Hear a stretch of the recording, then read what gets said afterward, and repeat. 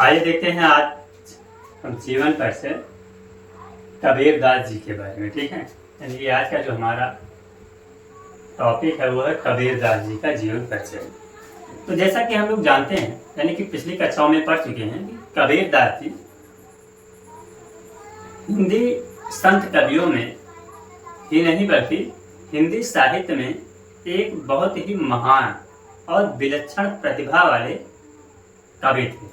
ठीक है, फिर ऐसा बताया गया कि महाकवि कबीरदास का जन्म जो है वो 1455 ईस्वी को एक विधवा ब्राह्मणी के घर हुआ था। यानी कि बताया गया कि कबीरदास जी का जन्म कबीरदास जी का जन्म 1455 ईस्वी को एक विधवा ब्राह्मणी के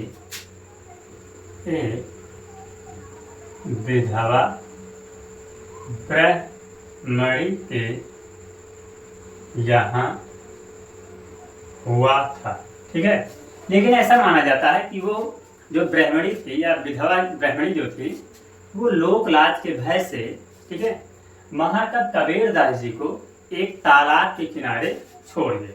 यानी कि इन्हें कबीरदास जी को एक तालाब के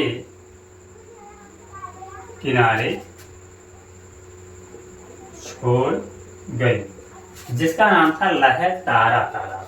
जिसका नाम था लहर तारा तालाब। ठीक है ना, लहर तारा तालाब था। फिर आगे बताया गया कि जब ये बाल्यावस्था में उस तालाब के किनारे पड़े होकर के रो रहे थे, यानी इनकी चीख निकल रही थी, तो ऐसा बताया गया कि उसी रास्ते से एक दंपत्ति, यानी दंपत्ति मीन्स होता है कि स्त्री और पुरुष दोनों, तो एक दंपत्ति जो जुलाहा था जिसका नाम था नीमा और नीरू।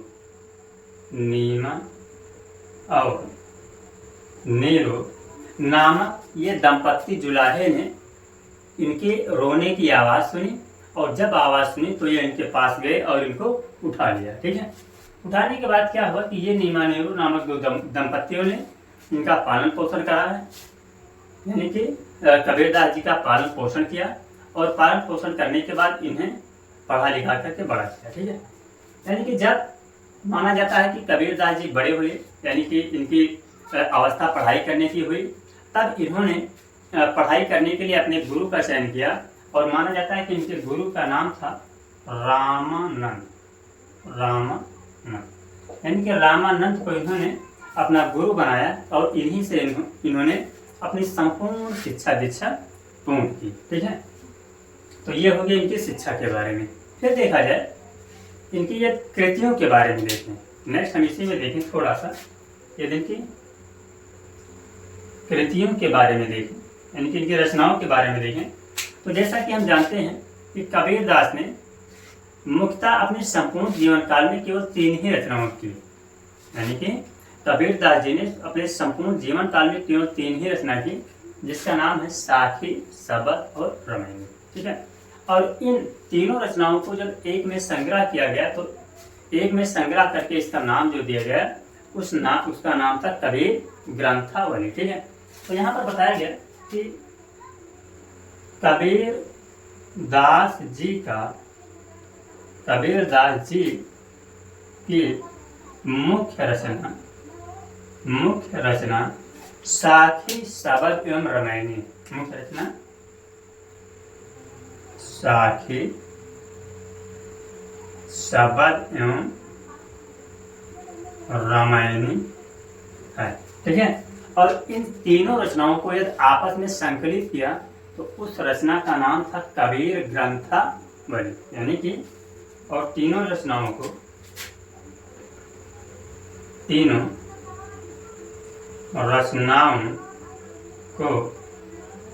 संकलित कर कबीर ग्रंथावली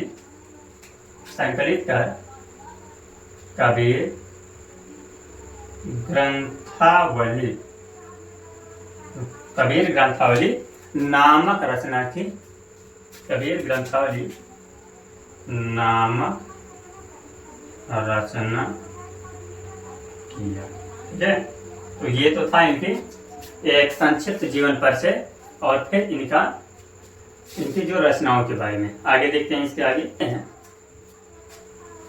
कि ऐसा बताया गया कि कबीरदास जी जो थे वो ज्ञान मार्गी शाखा के मुख्य कवि थे, यानी कि कबीरदास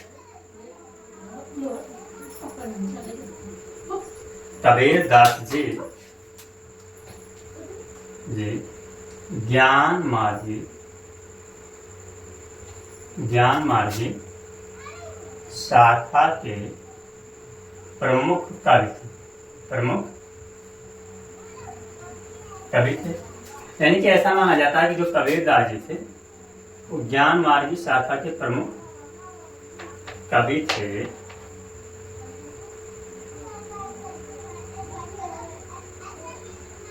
ज्ञान मार्गी शाखा के प्रमुख कवि थे और इनकी जो कविताएं थी, इनकी कविताओं में प्रेम की भावना के अतिरिक्त इसमें भक्ति और वात्सल्य के रस भी दिखाई पड़ते हैं। यानी कि बताया गया कि इनकी कविताओं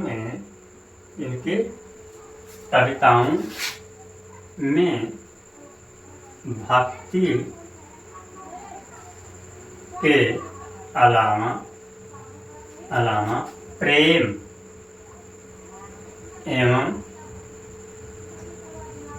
एवं वात्सल्य के रस,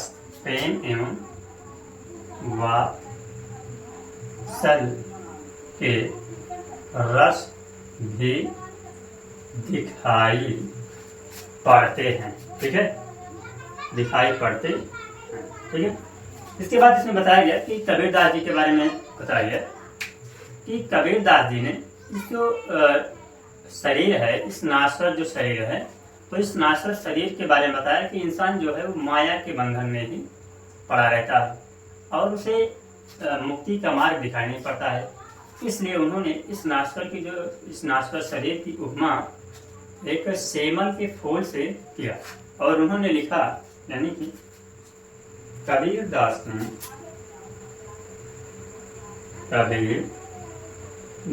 ने इस नाश्वर शरीर की उपमा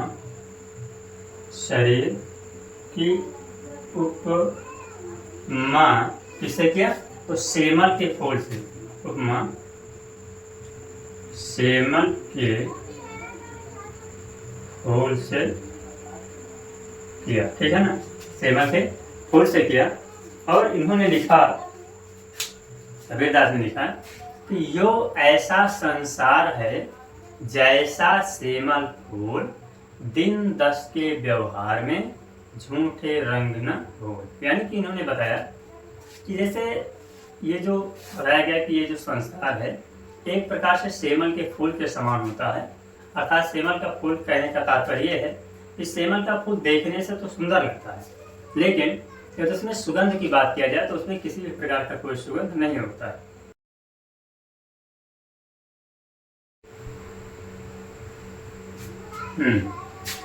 अब आगे लास्ट में देखते हैं कबीरदास के मृत्यु के बारे में। तो जैसा कि हम जानते हैं कि कबीरदास की जो मृत्यु हुई थी वो 120 वर्ष की आयु में, यानी कि कबीरदास की मृत्यु 120 वर्ष की आयु में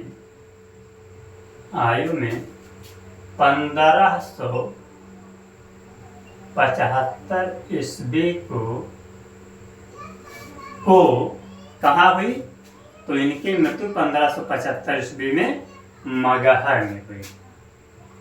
कहाँ हुई? मगहर में हुई। ठीक है, फिर इसमें बताया गया, कबीरदास जी ने कहा है कि शिक्षा के बारे में बताया गया कि कबीरदास जी ने एक जगह पर लिखा है कि 2.5 अक्षर प्रेम का पढ़े सो पंडित होए।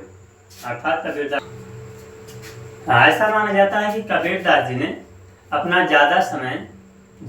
अधिकतर समय काशी में ही व्यतीत किया, लेकिन अपने मृत्यु के समय वो मगहर में चले गए।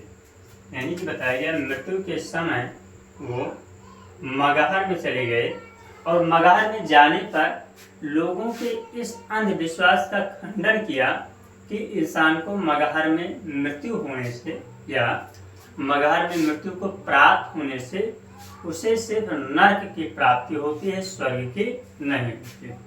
तो यहाँ पर हो गया कबीरदास जी के बारे में एक संक्षिप्त जीवन परिचय। ठीक है, तो यहाँ तक कबीरदास जी का जीवन परिचय कंप्लीट हुआ।